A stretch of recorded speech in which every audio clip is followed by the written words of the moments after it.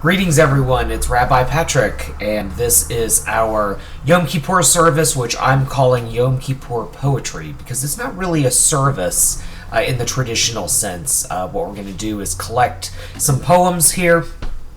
I'm going to read them, and maybe we'll talk about them a little bit in between. Please let me know if you can hear me okay, if you're able to see me, things like that. It always helps to know. Although it is Yom Kippur, it is not Yom Kippur. So it's Yom Kippur for anyone who is in... Actually, I don't even know if Europe is in Yom Kippur land yet. I'm guessing New Zealand is probably in Yom Kippur right now. But here in Atlanta, Georgia, in Eastern Time Zone, it is still very much not Yom Kippur yet. So you will see me drinking coffee. What I do is I drink coffee later and later and later into the afternoon. What I have found is that allows me to stay up later, which allows me to sleep in, which then allows me to carry my energy through the day. So instead of having to cheat, and we all have different definitions of what cheating is, on Yom Kippur by drinking coffee or taking stimulants or eating or whatever the case may be, I drink coffee before Yom Kippur starts. So if you are fasting right now, I'm really sorry that you have to watch me drink coffee. But as a friend of mine jokingly said on Facebook, there is such a thing as sorry, not sorry. So that's where I'm at right now. Okay. And so, someone actually just said, unrelated note, that's a cute cat. Thank you very much. I didn't know you could see her, but I guess you can. That's pretty terrific. So that is Jasmine the cat. In any case, so, I'd like to begin, first of all, by welcoming you to OneShul, and by saying that I'm sorry I'm not around very much. So my name is Rabbi Patrick. I'm one of the founders of punktorah, which is the parent organization of all of our websites. So that's punktorah.org, so that's our blog. OneShul, which is what you're watching either live or archived right now on YouTube. That's our online synagogue, or really more appropriately our online chavurah. And then finally Darshan Yeshiva, which is our online school, where primarily we're focused on online conversion to Judaism, which was never something we had planned on, but somehow that just became what we spend most of our time doing. And as a result of that, it's what I spend most of my time working on. So making sure the websites work, making sure the students are happy, making sure the rabbis are happy. So I spend a lot of time administratively, and it's very hard for me to get to OneShul as a result of that. So I suppose in the spirit of Yom Kippur, where we talk about apology and regret and trying to be better because we've missed the mark, my apologies to you for not being at OneShul very often. I plan on being on OneShul much more, and I am going to ask your help at the end of this service to make that possible. I've been watching and listening to a lot of Tim Ferriss's work. So Tim Ferriss is an entrepreneur and a lifestyle designer, whatever the heck that means. And he's a media guy. He does videos, podcasts, things like that.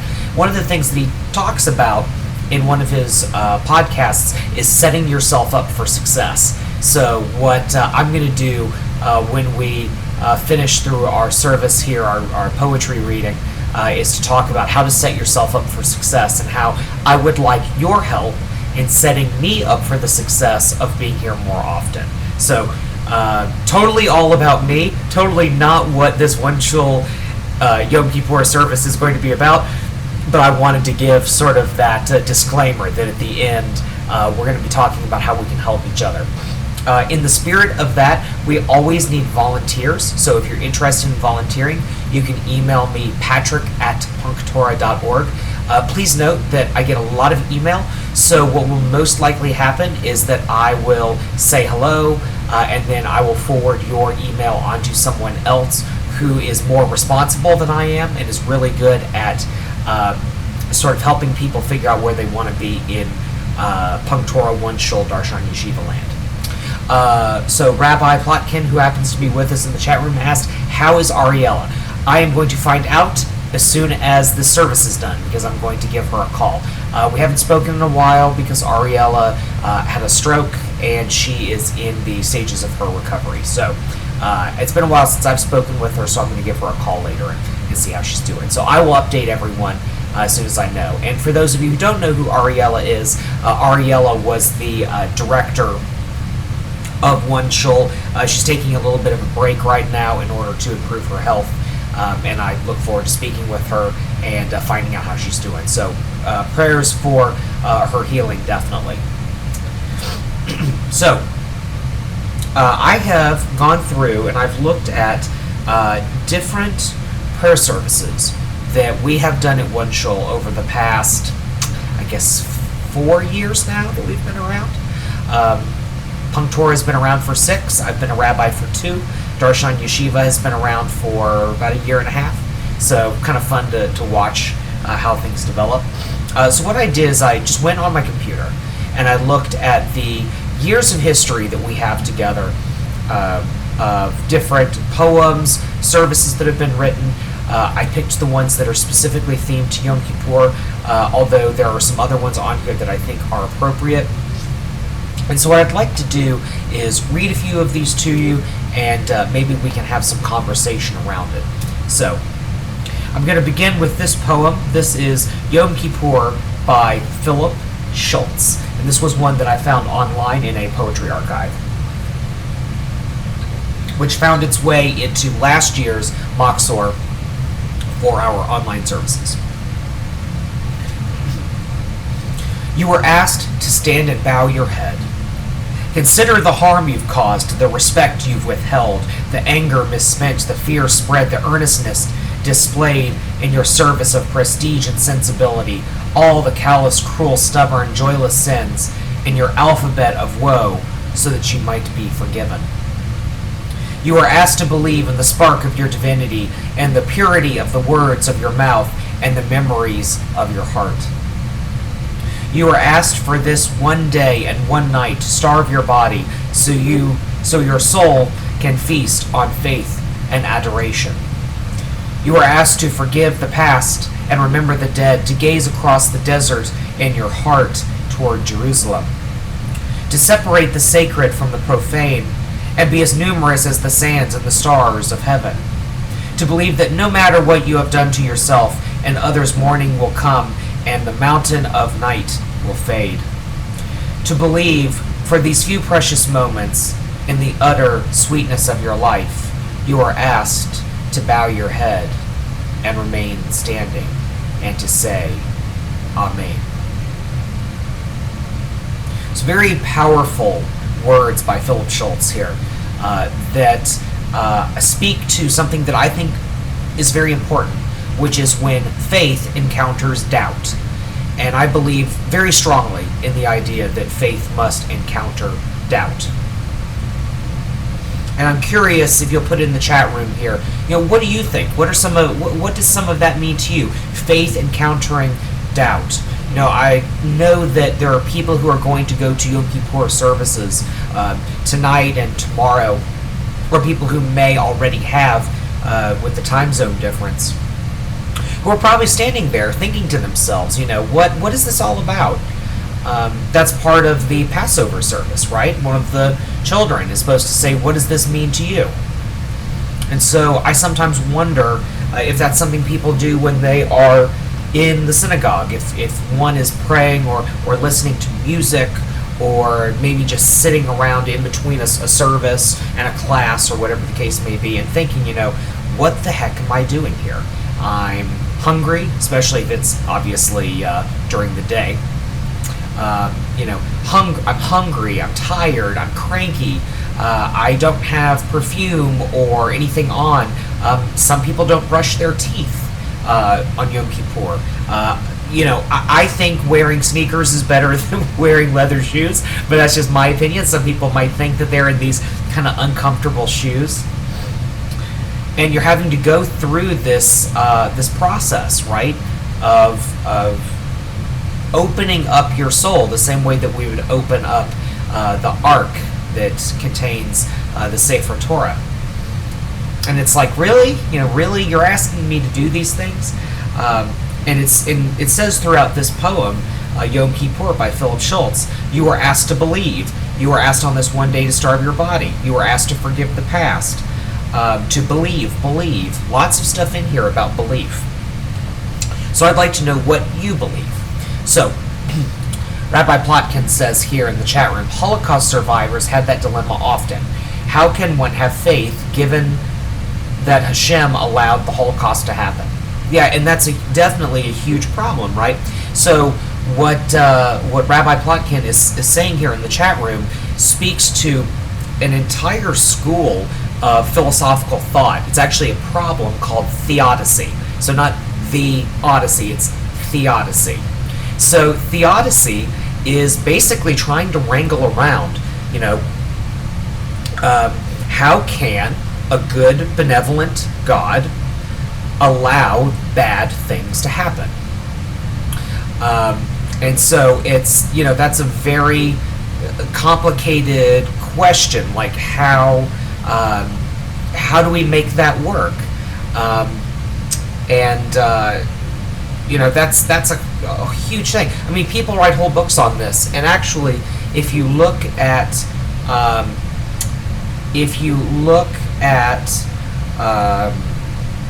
When Bad Things Happen to Good People by Rabbi Harold Kushner, his book, years and years and years old. I'm not even sure how old that book is at this point, but it's still given out in hospital settings, by chaplains in schools.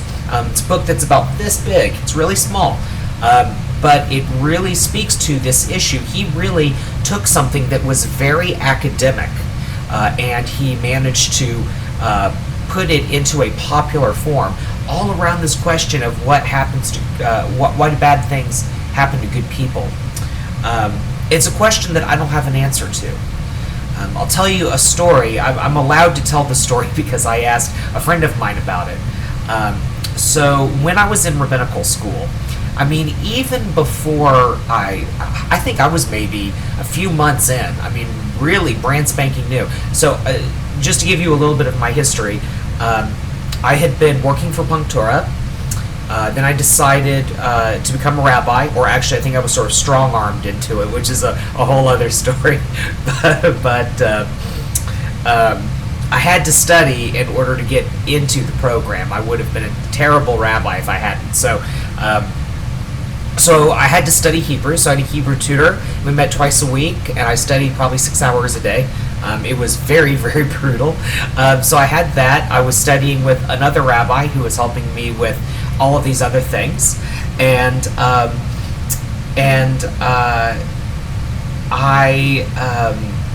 sorry, I'm being a little distracted because I'm getting a message from someone that I care about. So, excuse me. So, I was just sort of slogging through it, and I was brand new. And then a friend of mine actually texted me and said, I know you're sort of like kind of becoming a rabbi, whatever. My father is in the hospital and would like a rabbi to come. Can you find somebody? And I don't know that I ever got around to it, whatever the case may be. And then I think I got another message at some point, hey, my dad wants to talk to a rabbi. Do you know anyone? And I was so in my head about I needed to find a rabbi. And I didn't know. I mean, I have friends that are rabbis. I had friends then. I had friends now. I probably have more friends that are rabbis now than I did then. This was a while ago. But I never got it together. I recommended names of people. I said, well, talk to this person or talk to that person, but I never actively found someone. And then it was, however long later, and I got a message from my friend, and she said, my dad has 1 day left. He's in the ICU. He has 1 day left. Can you come and do something? And so I went to the ICU first and met her father, who was passing away. And we did some prayers and things like that. And then the next day, I had to come for this final moment. So what the heck do I know, right? Like, I'm this like tattooed kid who was in like a bunch of rock bands. What the heck do I know anything about, right? I'm studying, but I don't know anything. That's at least how I thought of it. But I was honored that I had this opportunity. So, I went and I had my talit, and I had a prayer book, and all of these other things. And when I went into the ICU room where the family was, I remember one of the first questions I was asked was, will he, the person who was passing away, will he see his dog in heaven? And I remember just being blown away by that question. Like, it was so profound and so simple, right? Like, this dog, I guess, really meant a lot to him. And he wanted to know, and this person wanted to know, will he see his dog?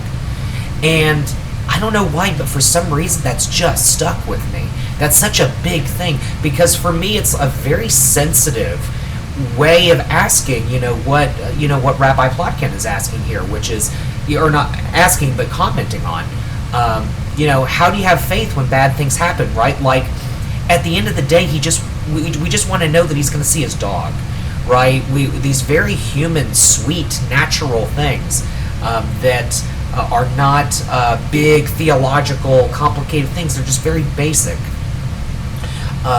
And I gave some kind of answer. I don't even remember what it was, but I remember that moment. It was very important to me. And so the answer that I give now is, I don't know. I don't know why bad things happen to good people. I don't know how it's possible that a benevolent God allows for what is called in, like, sort of the academic world, it's called the problem of natural evil. So, bad people can do bad things to each other. If you believe in free will, that sort of happens, and you can excuse that. But, think if you are a worm and you're crawling out of the ground after it's rained, right? And then someone steps on you. That's the problem of natural evil, is that from the worm's perspective, the world is cruel. Your worm friend, I don't know how worms work, but was stepped on. Like, the world is totally cruel. From your perspective, you're just trying to get to your car, and, you stepped on a worm. It is what it is. People, I'm going to get a little weird here. People talk about that, about if we were ever to see extraterrestrials, that it would be perfectly sensible to them to just crush us, because we would be to them what worms are to us, or ants, or whatever. So this problem of evil is very complicated. And I'm at a point now in my life where I've stopped sort of trying to figure it out. And maybe I'll pick it back up later at some point. But, I don't know. Where I'm at right now is that I think that God is of us, by us, and for us. And what I mean by of us is that everything in the universe is made of the same stuff.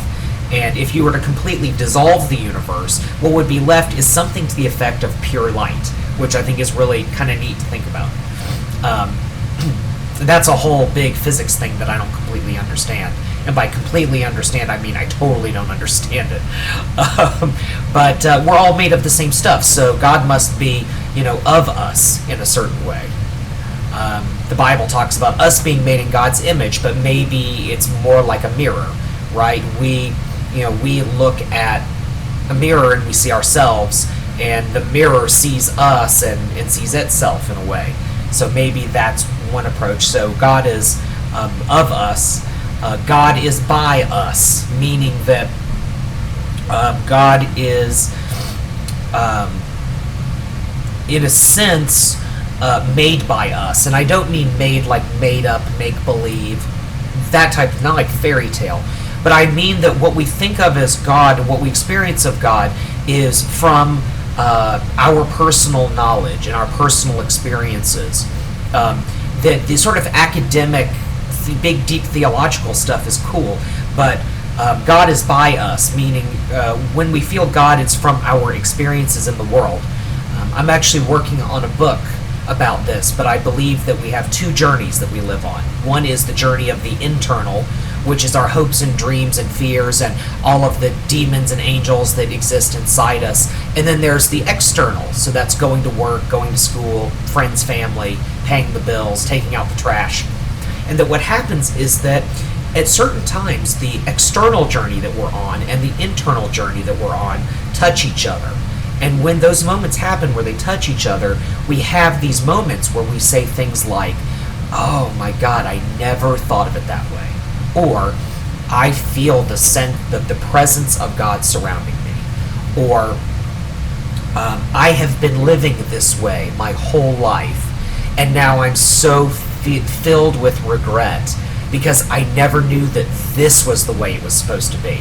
Some people call it a God wink. Some people call it like a little whisper, right?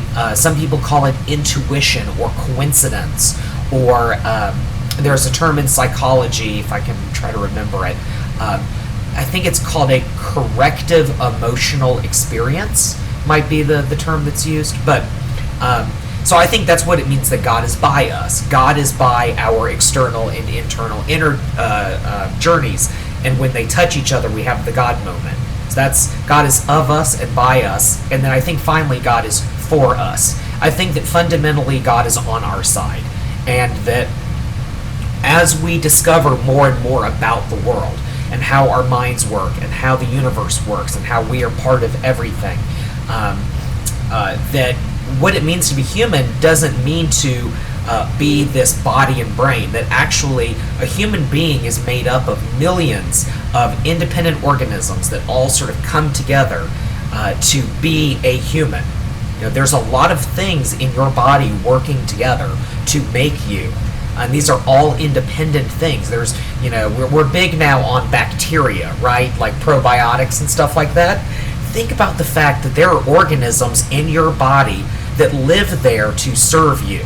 That's huge. So God is for us. That even though we have illnesses and horrible things that happen to people all around the world, God is somehow still for us. So God is of us, by us, and for us. And so that's my how do we deal with complicated issues type of thing. Which is a very rabbi move to completely ignore the question and come up with a different answer. So, more poems.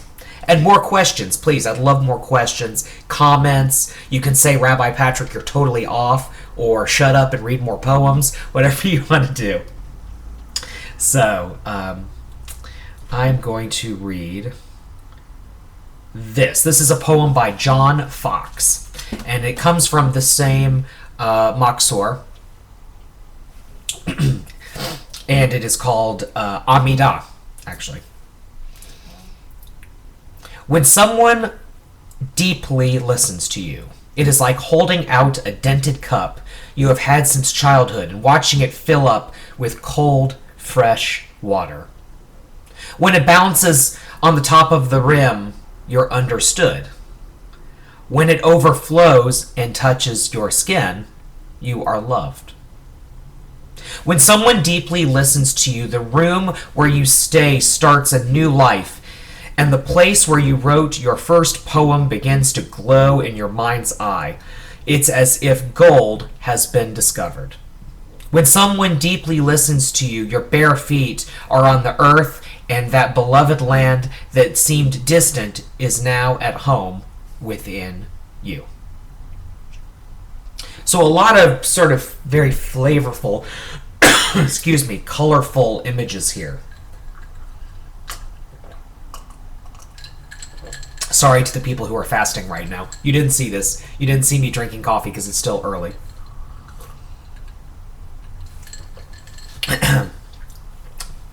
Only 2 o'clock here in Atlanta. Sorry, not sorry. Okay, so, yeah, a lot of stuff to unpack here. Do you feel like people listen to you? Do you feel like you have that experience of being listened to, that you are important?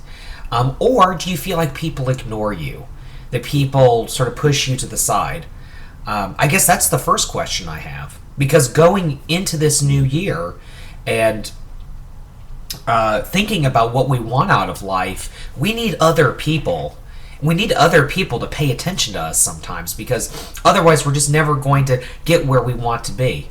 Even if you're a hermit and you live in your home and you don't leave the house, and some people, frankly, at OneShul really identify with that.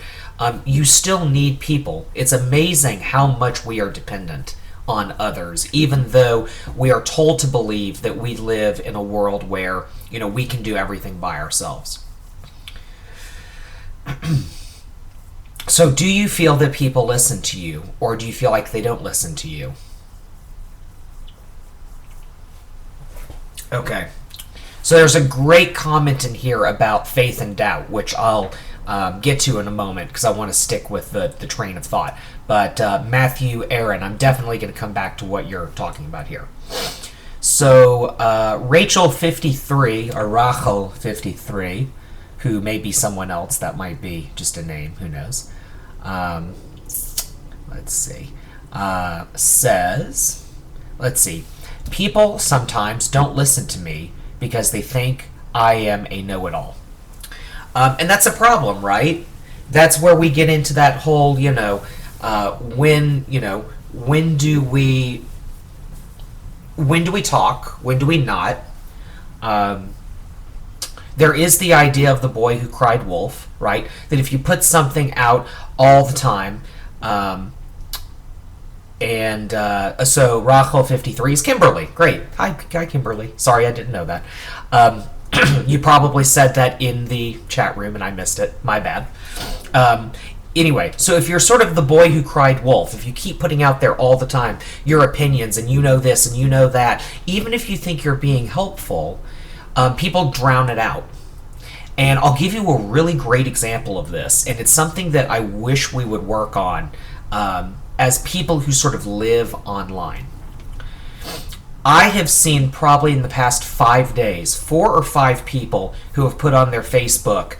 No one comments on my Facebook. No one reads anything that I post. No one messages me on Facebook. So if you are reading this right now, tell me how we met, because that means you're going to be included in the people on Facebook that I keep as friends, and then everyone else is going to be expunged because clearly they don't care about me. Now, I'm being very dramatic in the way I say that, but that's kind of the energy that's being put out there.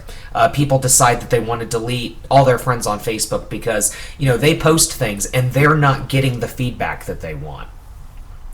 Now, here's the problem with that, and I'm speaking about that as a technology geek, excuse me, is that that doesn't actually work, because Facebook picks and chooses what it gives you. So I'll pick on Kimberly because Kimberly said hi. So sorry, Kimberly, you're going to never want to come to OneShul again. So let's say I post on Facebook, however many times, and Kimberly or Mandy, who's here, hi Mandy, or Rabbi Plotkin is posting on Facebook, whatever, and I'm not seeing it, right? They may begin to think, oh, I don't care, right? Rabbi Patrick doesn't care. He never comments on anything. So we're not really friends.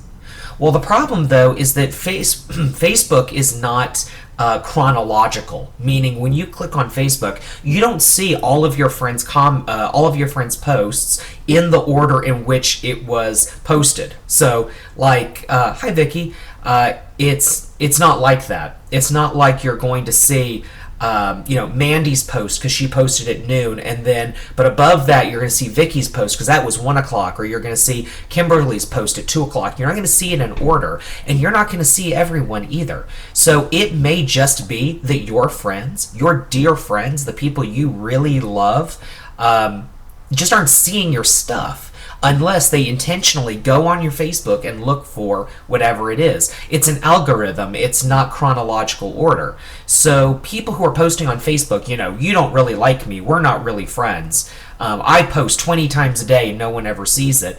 Facebook is just ripping you off at that point because they're just not showing that stuff.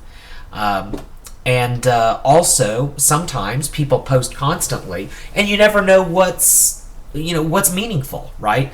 I may post a video that I think is life-changing, and no one will comment on it. I may post, had a great burrito, and I'll get 50 likes. but that's not because the burrito is more important than the life-changing video. It's just that that's kind of how it laid out. So for someone who says, people might think I'm a know-it-all, well, maybe it's Facebook. Maybe it's just putting stuff out all the time, but then the algorithm's not working, right? Their algorithm is not reading everything that you're putting out there. So taking it from the internet to regular life. And so I think that's why, and I say this as a verbose person, that the Jewish tradition talks about being quiet and not talking too much. And most of the very happy, holy people I've met in my life have not had much to say, unless asked. And I've known a lot of people who have talked a lot and gotten themselves in trouble because of it. So, something to think about. So what do we have here? We have someone who is a total noob, who is also named Mandy. Let's see. And she says, I'm a total noob, and I'm afraid to have an opinion. Well, too late. We want you to have an opinion. This is a Jewish thing. Everyone's supposed to have an opinion. In fact, as many contradictory opinions as possible is appreciated. So, all joking aside, I can say that I felt largely ignored in my life, though. Not to be a downer. Well, that's okay. And that stinks, right? To feel like to feel like you are being ignored is a terrible thing. And so, part of it could be the what are you putting out there? How often are you putting things out there? But then there's a flip side, right? There's always a balance. So the balance can also be, that you don't talk. You don't say anything. You don't put anything out there. You don't express yourself. You're afraid to. I'm not saying that's you, but I'm saying some people do that. Here's something that I hear all the time. I get this. Basically, it's this email. Hi, Rabbi. I am converting to Judaism, and they're maybe new to going to synagogue. They grew up non-religious.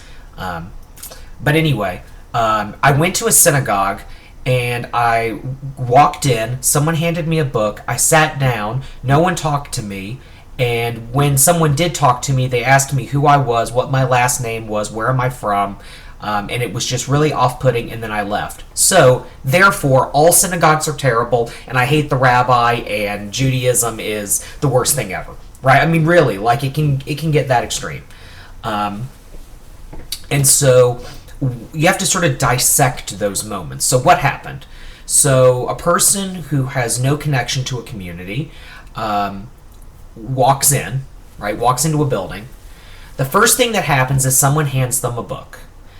So immediately they are put into a situation where it is expected that they know what's going on, right? It's not like someone said, hi, we've never seen you here before. Are you familiar with Judaism? Right? It didn't work that way. It's just, here's the book. Go sit in there. So immediately it's off-putting, right? They sit down. Now, I don't know about you. I think that the South is probably the friendliest place in America. Having said that, I've gone to plenty of synagogues. My friends' synagogues, like synagogues where my friends are the rabbi. And I've gone in and I've taken the book, usually from an old lady. I've taken the book and I've sat down and no one has ever said a word to me. Why? Well, it's like going to a party. If you're the person that doesn't know anyone and you go to a party, unless you meet that one very outgoing individual who's like a cheerleader and comes up to you and says, hi, want a drink, have a snack, have some hummus, right? Unless you meet that person, and those people are very, very rare, you're not going to immediately be included. And so you're sitting there by yourself. No one's doing anything to interact with you because, frankly, like that's just not the way human beings are wired. We go and we talk to our own people, our own friend groups, our own cliques. And then you walk away, right? You don't go to the oneg, you don't say hi to the rabbi, whatever, you just leave, right? Your impression of what's going on is that no one paid attention to you. And you're going to hate it. And so what I tell people is, if you want to be included in a community, if you want to be accepted, is that you go to a prayer service that you know people aren't going to go to. So don't go to high holidays. That's not the best time to get included in community. Go in like a weird Shabbat in the month of Cheshvan where there's no holidays at all, or go sometime during the summer when, half of the people, who would be going are on vacation. Go in there and go to Kabbalat Shabbat, because that's the least popular of, if you have two services, if you have Kabbalat Shabbat and then a Shabbat service during the day, go to Kabbalat Shabbat. Generally, that's the one that's the least populated. So you go to that, and you don't just sit down. You grab a book and you say, "Hi, this is my first time here. Margie," or whoever is giving out the books. "Oh, hi, it's so nice to meet you. What's your name?" "My name is Kevin, and I'm originally from Defiance, Ohio," or whatever. And engage with people. Force them to engage with you. Walk in, sit right up front. Sit right in the first row. Or if you're in a circle, if it's like some hippie kind of place, sit where the rabbi or the shliach zibur or whoever can see you, right? Eyeball to eyeball. Sing like heck. If you don't know the words, clap, stomp your feet, la-da-da-da-da, that kind of thing. And then, as soon as the service is over, go straight up to the rabbi or the person leading the service and say, "Hi, my name is Kevin. I'm originally from Defiance, Ohio, and now I'm here in insert town. This is my first time at your synagogue. How can I volunteer?" That is how you will be accepted. You will be accepted if you accept the fact that you have to do the work. I'm going to say that one more time. You will be accepted if you will accept the fact that you need to do the work. It's just like dating. I'm speaking from a heterosexual male perspective, but it is somewhat understood that we will be the ones who do the approaching. And sometimes that's the way life is. You have to be the one that approaches.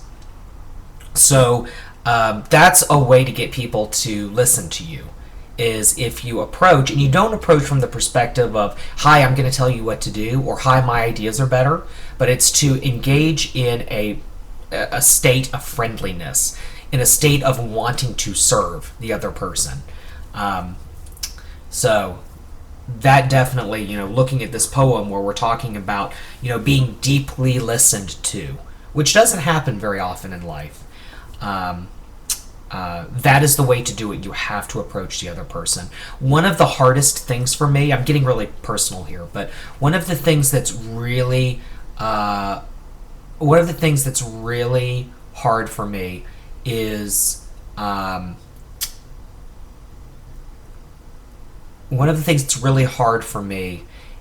to convince people that I care about what they have to say.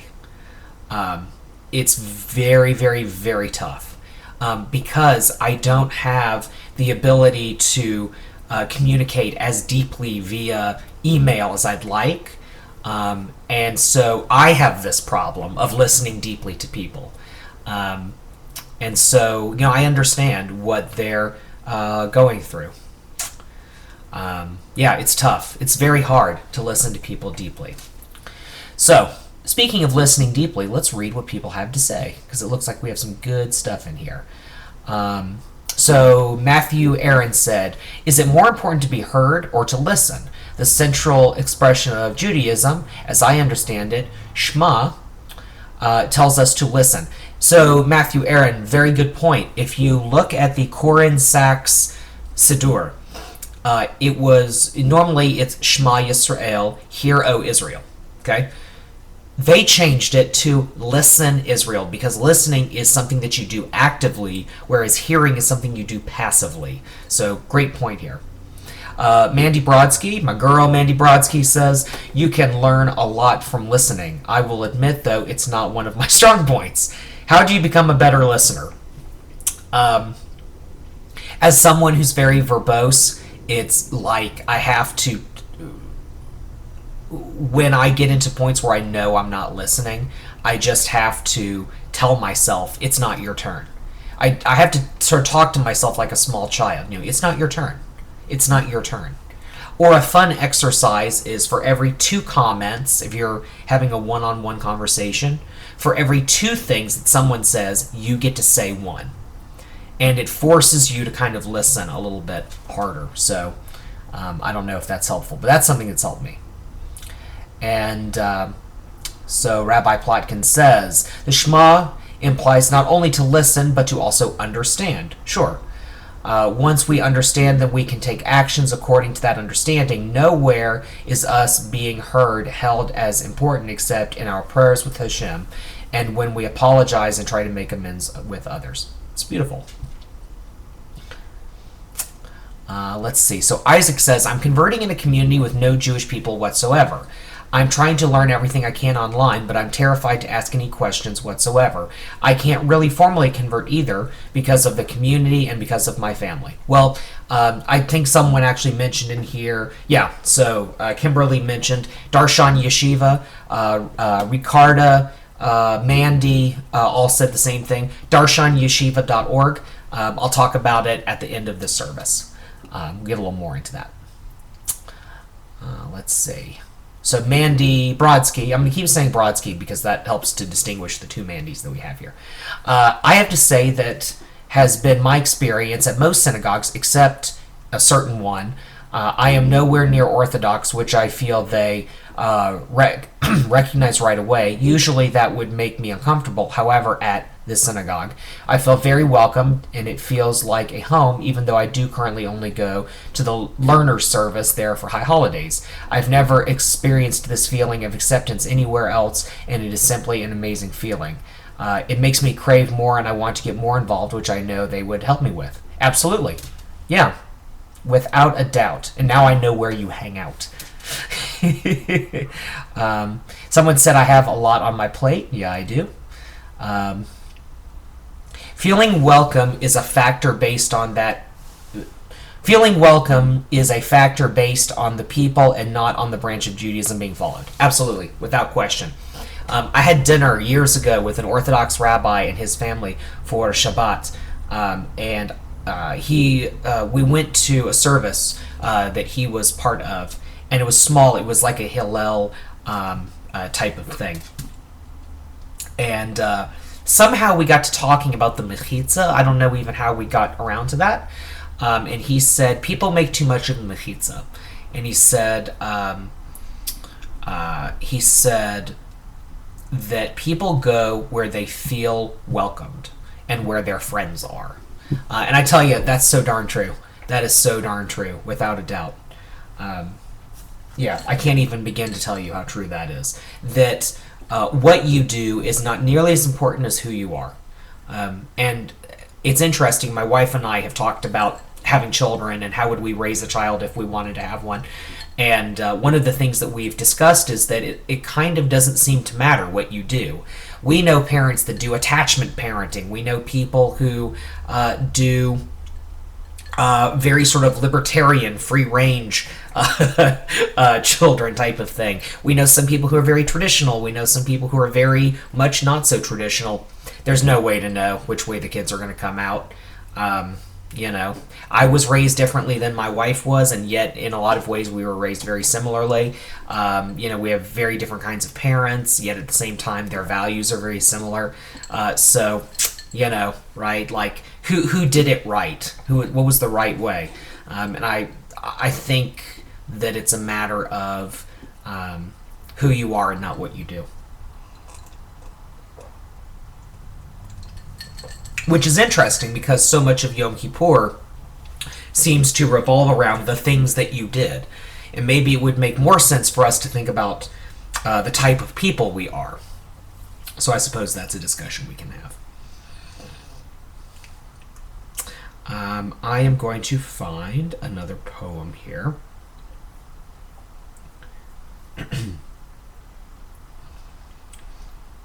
Okay, so Kol Nidre. So Kol Nidre, so all vows. Typically we think of as being, all of our vows that we've made in the year, null, void, all of that good stuff. But it's interesting. There's a congregation called Congregation Machar. I think they're in Washington, D.C., but I'm not right about that.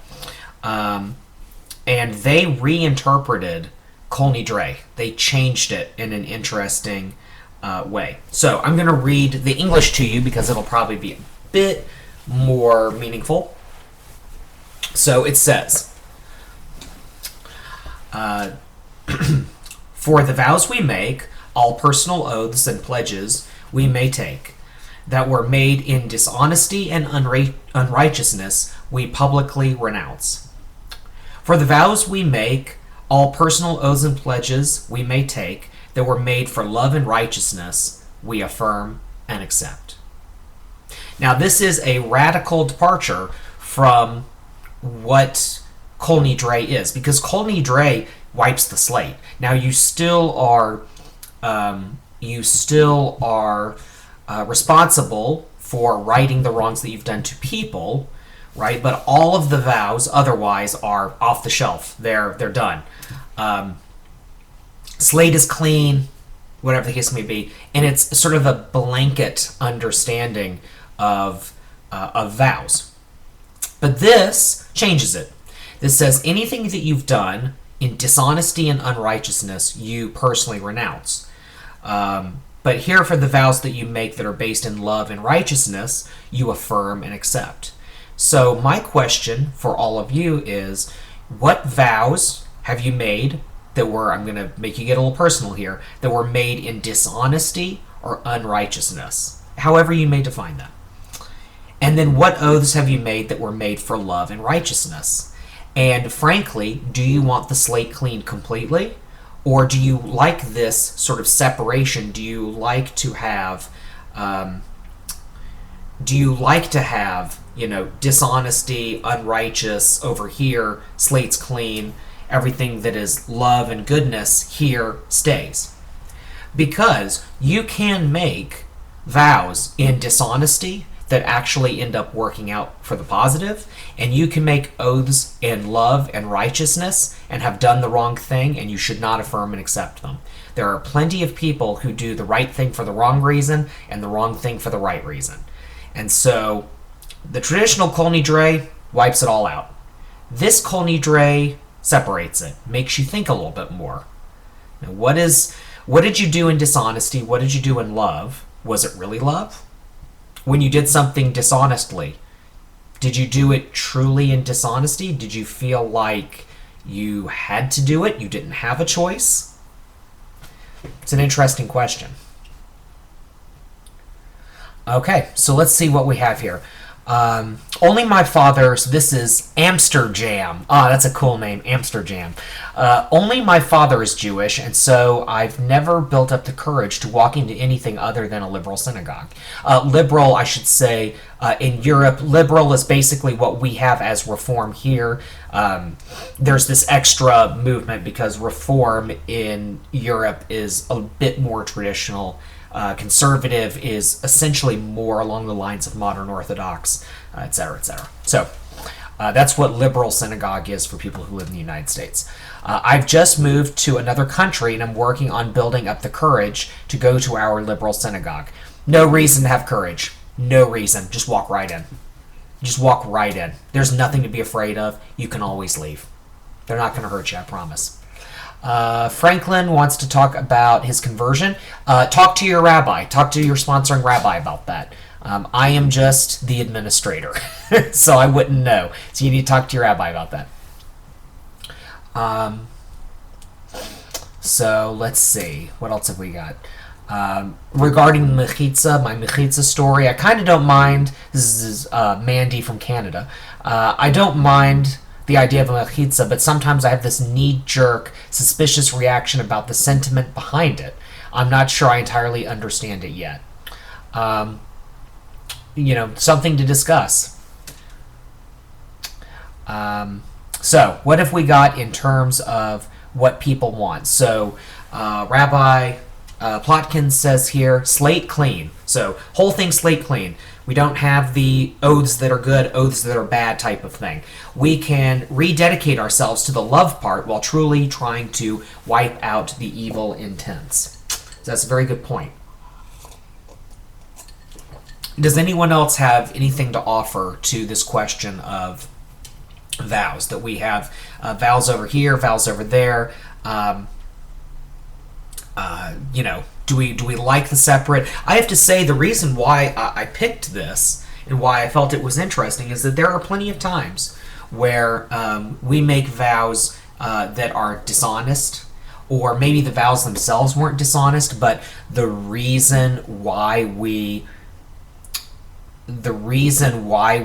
did it was dishonest, right? So you can make an honest vow that you're going to do something, but deep in your heart you know it's wrong. Or it's because you're in a murky kind of place where you don't have a choice. You have to make a vow because you're under some duress. And that's not necessarily love. You say it's love. It's actually something else. So that's another sort of interesting part of the human experience.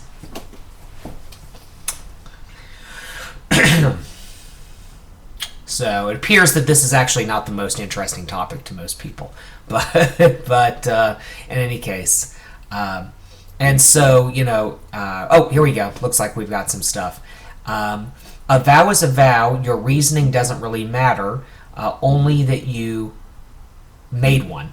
So separating the two doesn't make much sense to me. Great point.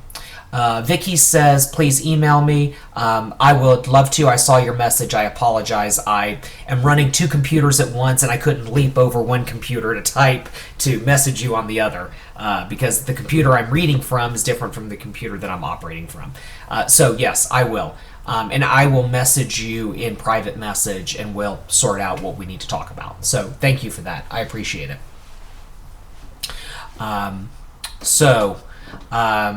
Okay, here we go. So Matthew Aaron says, so is there value in taking the slate clean aspect and then reaffirming the vows made out of love? Well, that's an interesting point, right? Because, Rabbi Plotkin says here, I want the slate clean. Matthew says, well, listen, you wipe the slate clean, and then you go in and you make your vows for love again. So it's sort of like you have a computer and it's got a bunch of weird viruses on it, whatever, and you just wipe the whole thing clean, there's no files on it, whatever, and then you reinstall the good stuff. So that's, certainly true. And so the rabbi says, the traditions trouble me when they give fathers and husbands the right to annul certain vows of wives and children. Right? So yeah, so you could use potentially something like Kol Nidre in a negative way. Although Jewish history had sort of thought about that and had worked out some things around that. That's why, you have to make good with people. It's not just you were a jerk and did something wrong, and then you pray the evil away. It's not exactly how that works. Excuse me. Any more thoughts? And I'm going to read the last one.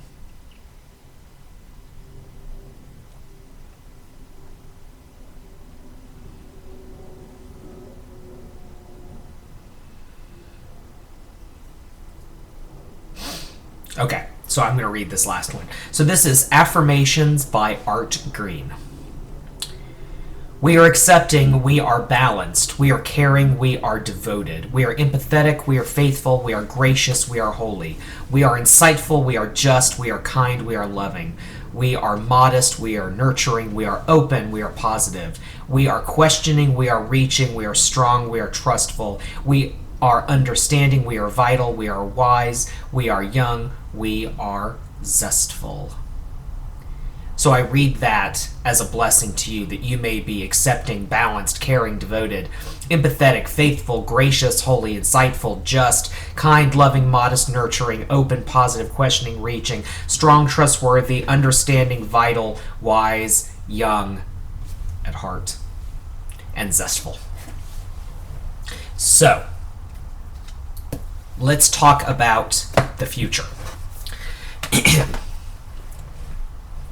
So there's a lot of people here who are from Darshan Yeshiva. We've got a few Atlanta people here. So we have kind of a lot of diversity here. We have some OneShul folks. We have some people who are new, who are here for the first time. Maybe it's the first time I've ever encountered people because I'm just not on OneShul as much as I used to be. So we have kind of a nice diversity here, and I like that. So let's talk about sort of where we want to go from here. So I am completely in Darshan Yeshiva land, and that is because it takes a lot to make that happen. And we have some great people who are working on it as well. We've made a lot of changes that make it a lot more organized, and so that's been fantastic. OneShul and punktorah don't have as much going on. And even though we have lots of events, it's important to look at, we only have, basically one person. We have Ketzira, who's really, running OneShul at this point. punktorah, we have, basically one or two people who are really there. We have Kim, who is working really hard to try to find people to do OneShul stuff. And we have another woman, Chana, who's working to help with punktorah. So, we have a very small group of people who are really trying to do as much as possible. I would like to see that change, right? So we have, I don't know how many people. I think we have like 14 people right now who are watching this OneShul cast. And that's not the people who are watching it after the fact. That's live people right now at 3 o'clock Eastern Time before Yom Kippur. We need people to lead services. I just read some poems and had a discussion. Requires no knowledge of anything in order to do that. The hardest thing in the world for me to convince people of is that you can be yourself here. You can be yourself here. You can go on OneShul and say, hi, my name is so-and-so, and I'm going to read Jewish news, and you can tell me what you think. And we'll go from there, right? No knowledge of anything necessary. Very, very important that you know that. Very, very important that you know that. So that is something we need help with. We need a volunteer manager, because what can happen is lots and lots of people can come and say, I want to help, I want to get involved, right? And that's that sort of urgent energy, right? Because you're psyched about something, you want to get involved. The tricky thing is you have to have someone who is able to say, okay, great, I'm going to sort of wrangle everyone together, right? I'm going to show you how you do OneShul stuff. I'm going to show you how to broadcast. I'm going to make sure that your internet speed is fast enough, because that's a problem. So we have people who live in rural areas who want to have that, who want to take on that responsibility. But if you have slow internet, if you're in a rural area, whatever the case may be, the broadcasting doesn't work. So we need someone who can say, hey, let's test that out, right? Let's do that before we get excited about taking on this one responsibility. And then if their internet doesn't work, if there's some kind of issue, to then say, hey, it's not you, it's the internet. Let's find something else, right? Let's find something that can work given these limitations. We always need people to write. Always need people to write at OneShul and punktorah. Always. We always need writers. So again, with punktorah, if it involves Judaism, if it's spiritual, and if you think it kind of fits with the vibe of what we're doing, you can submit it. The only thing we don't do is political things. So, hey, your candidate or your nonprofit or your organization or your Israel thing is fantastic, I'm sure. That's not something we can get involved in. So, but if it involves spirituality and Judaism, we're good. So, that's another thing to get involved in. We need administrative help. So this is something that people, you really have to like being behind the scenes on this one. So we have a ticket system at Darshan Yeshiva. So if you go on Darshan Yeshiva, there's this little green button that says help and support. And you click on it and you provide your, whatever is going on. A technology issue, a financial, whatever. We need someone whose job it is to we need someone who can go on that ticket system and answer those tickets. So that's something that we need help with. We need help with accounting. We need help with, editing. We have content that needs editors. We have one editor. She's fantastic. We could use more. We need help with looking for grants. It's not something we even do. We don't look for grants because we don't have anyone to look for grants and to write them. So we need help with that. Those are the things that we need help with. Here's what we don't need. And Adele is kind of maybe poking fun. I don't know. Having fun, not poking fun. Typically on Yom Kippur, you get the financial, you need to give money, whatever. I'm going to do something different. I'm going to ask you not to donate to punktorah. Do not donate to punktorah. Period. Don't. Don't give any money, period. We don't need it. We need your time. We don't need your money. Money is great. You get a tax write-off. That's fantastic. Generally, people during the holidays will give anywhere between $36 to $100. Fantastic. Wonderful. That helps pay the bills. 1 month of streaming on OneShul, right? So just that video box on just this website is $1,200 a year, right? So that's one piece of one website of one organization. It's like stacking, stacking Russian dolls, right? So that's just that one piece. So yes, would I love it if someone would donate $1,200, to stream? Of course, that would be a beautiful gift. We'd really appreciate it. I would love your time. Your time is infinitely valuable because there are so many things that need to be done. So now that I have my other computer out of the way, you can go to patrick@punktorah.org, or even better than that, OneShul volunteer at gmail.com. Okay, so the first one is me. So Patrick at punktorah, but more importantly, Kim is OneShul volunteer at Gmail. So Kim is kind of leading the effort of sort of improving volunteer management and things like that, and I want to support her in all the hard work she's doing. So if you email her and say, Rabbi Patrick said that you're looking for volunteers, she can definitely talk to you. So that is so incredibly helpful. Again, financial, fantastic. We can always use the help because we don't actively fundraise. But we do need your time, desperately need your time. We cannot grow unless people help us grow. Punktorah, OneShul, Darshan Yeshiva only exist because of you. So whatever you need out of this community, you have to help create it. No one is going to make anything for you, right? But we will help you make it for yourself and for others. So that is the story with that. As far as everything else, the future of Darshan Yeshiva, what we're doing there, the conversion program is our biggest thing. We kind of need to focus on that right now because we have a lot of students who need help there.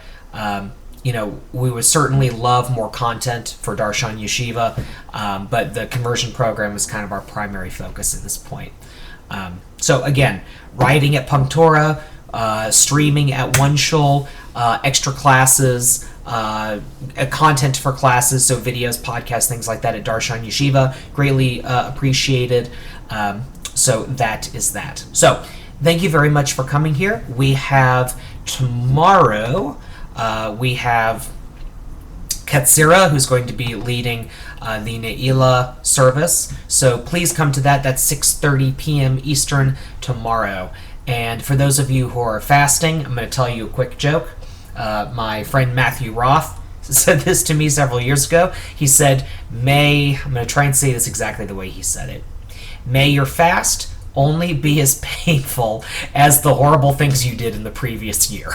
So anyway, I hope you have a meaningful Yom Kippur, a meaningful fast if you are fasting. And I hope that you will come back to OneShul. I hope that you'll volunteer at OneShul.